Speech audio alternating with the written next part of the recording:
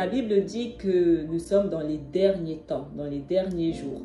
Quand est-ce que ces derniers temps, ces derniers jours ont débuté? Donc, on va éclaircir tout ça dans le chapitre 14 de 2 Esdras. Car le monde a perdu sa jeunesse et les temps commencent à vieillir. Car le siècle est divisé en 12 parties. Et 10 parties sont déjà passées. Même la moitié de la 10e partie. Il en reste 2 parties après le milieu de la 10e partie.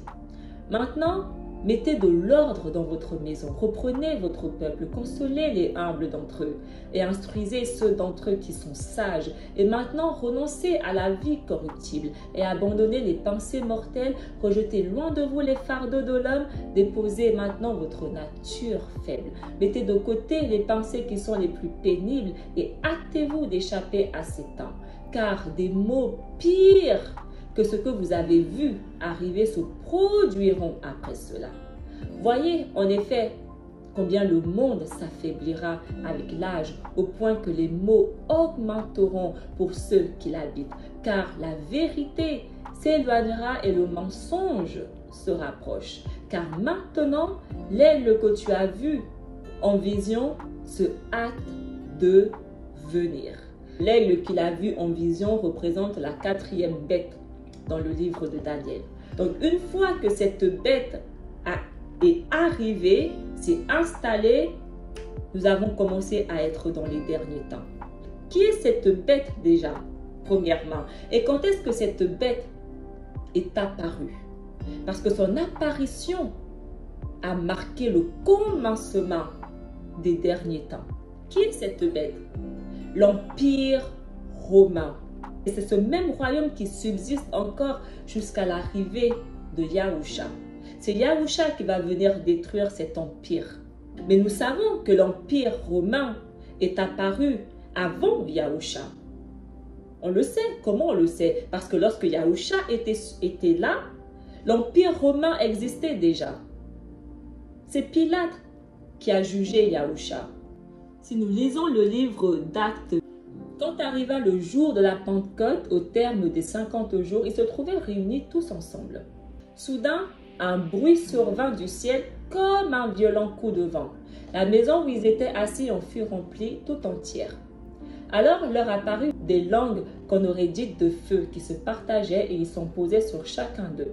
Tous furent remplis du Ruach HaKodesh. Ils se mirent à parler en d'autres langues et chacun s'exprimait selon le don du Ruach.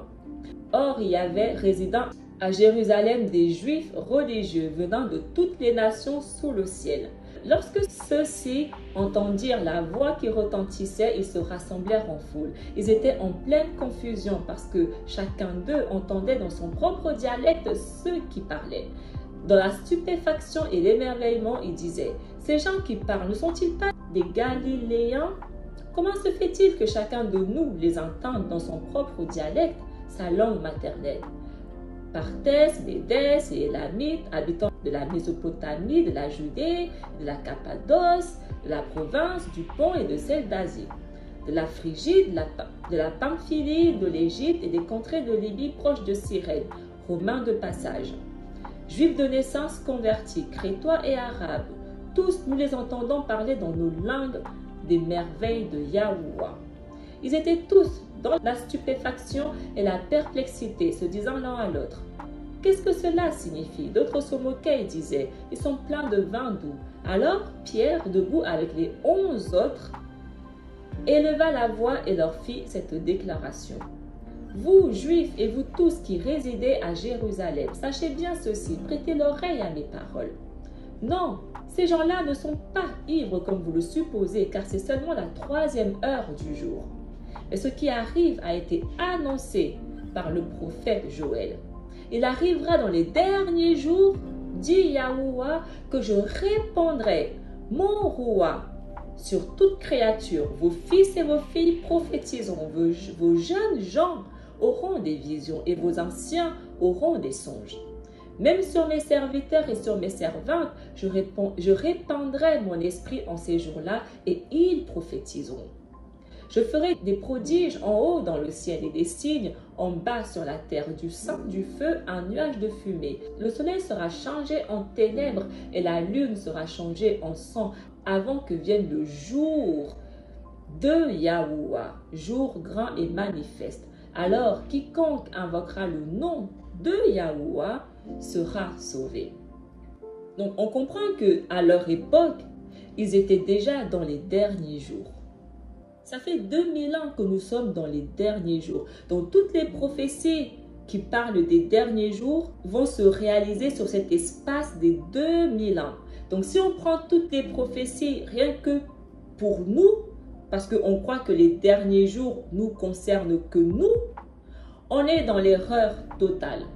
Si on lit Romains 13, versets 11 à 12, vous le savez, c'est le moment, l'heure est déjà venue de sortir de votre sommeil, car le salut est plus près de nous maintenant qu'à l'époque où nous sommes devenus croyants.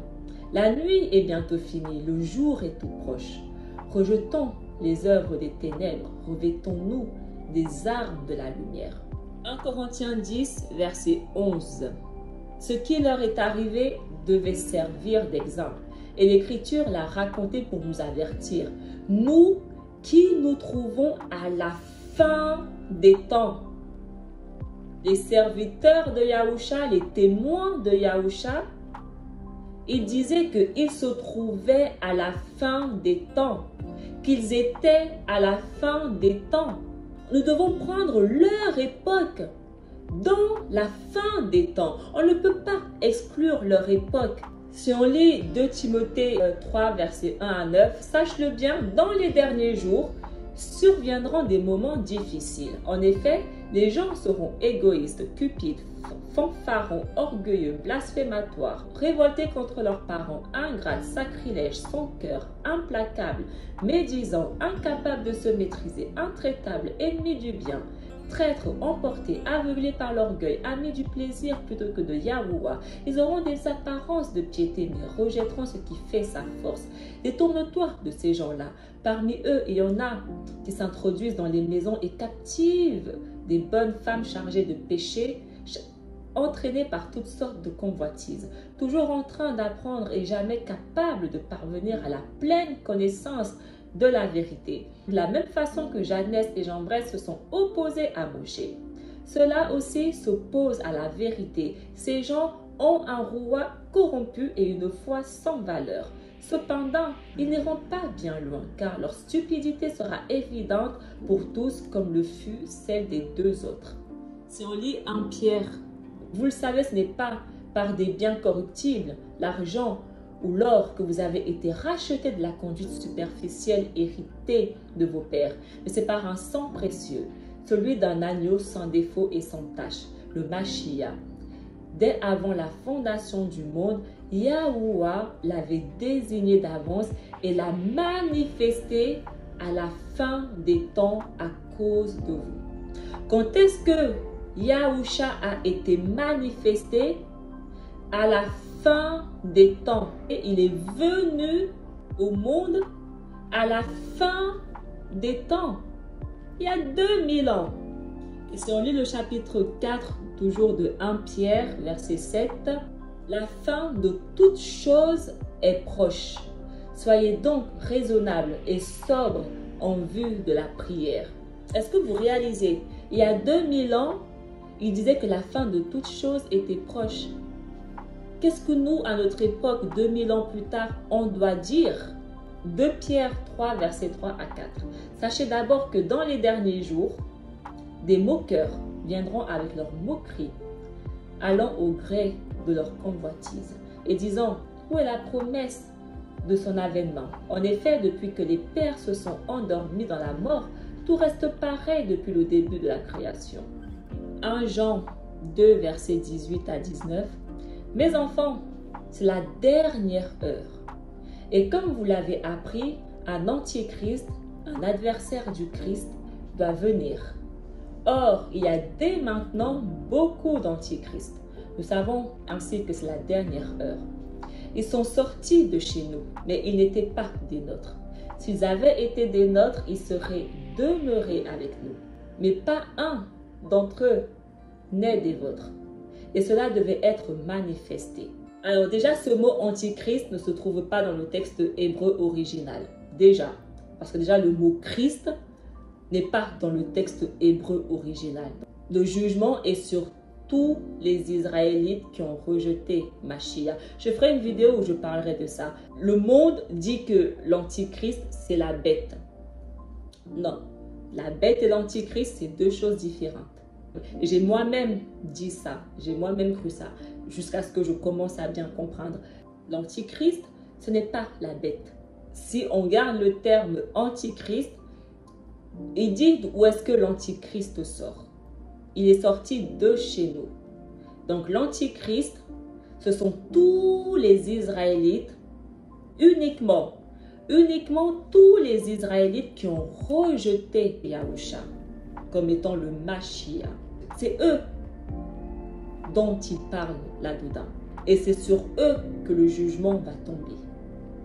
Israël va être jugé.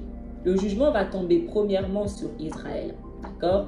Il y aura deux jugements. Il y aura le jugement sur Israël pour justement avoir rejeté Yahusha. Et il y aura le jugement sur les nations étrangères pour ce qu'ils ont fait à Israël. Il est très important de le comprendre. La bête et la marque de la bête concernent uniquement le jugement sur Israël. On en reparlera plus tard. D'accord? Si on lit le verset 22, le menteur n'est-il pas celui qui refuse que Yahusha est le Mashiach? Celui-là est l'antéchrist parce qu'il refuse à la fois le Père et le Fils. Jacques 5. Et vous autres maintenant les riches, pleurez, lamentez-vous sur les malheurs qui vous attendent. Vos richesses sont pourries, vos vêtements sont mangés des mites. Votre or et votre argent sont rouillés. Cette rouille, c'est un témoignage contre vous. Elle dévorera votre chair comme un feu. Vous avez amassé des richesses alors que nous sommes dans les derniers jours. Vous avez amassé des richesses alors que nous sommes où? Dans les derniers jours. Donc, il faut comprendre quand est-ce que les derniers jours ont commencé. Est-ce que nous sommes au commencement des derniers jours ou est-ce que nous sommes vraiment à la fin des derniers jours? C'est très important de savoir où est-ce que nous nous positionnons. Yahusha a la main à la porte.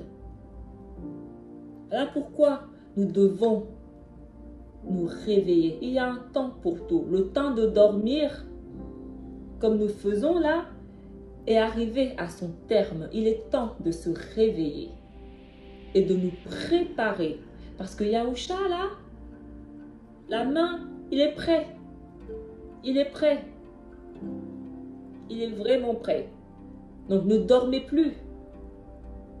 La fin est très proche.